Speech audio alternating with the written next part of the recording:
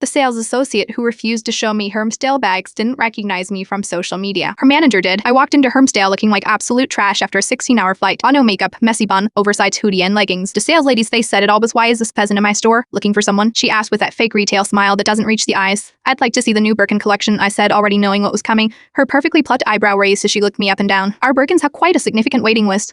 Perhaps I could show you our Twillies or keychains. Those start around $200. That classic luxury retail move as steering the poor person toward the cheapest items in the store. I get it. I wasn't dressed for a $15,000 handbag shopping spree. But here's the thing, I'd spent the entire week in Tokyo touring leather factories for my 2 million followers who literally be jealous of me to review the new ostrich Birkin in rose porphyry. Actually, I am specifically looking for the ostrich Birkin in rose porphyry. I understand it arrived in select stores this week, I replied. She blinked slowly like I just spoke in Klingon. Now that piece is extremely limited. We typically reserve viewings for established clients. Translation, not her people who look like you, honey. Could you check if Mariana's working today? She's helped me before. She's with another client. She answered too quickly. I am Caroline. I am happy to show you our scarves that just arrived.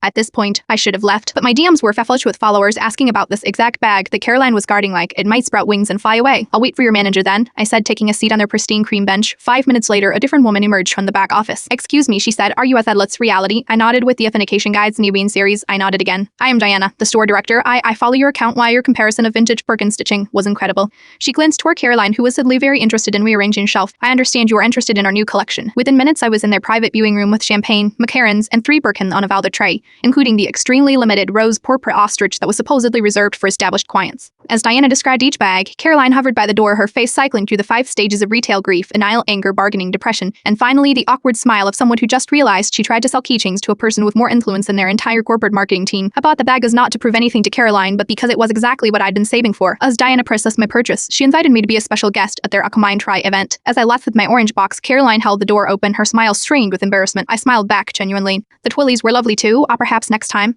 Sometimes the best revenge isn't making a scene, it's walking away with exactly what you came for while becoming someone's permanent reminder about judging books by their covers. Or in this case, judging clients by their airport podies.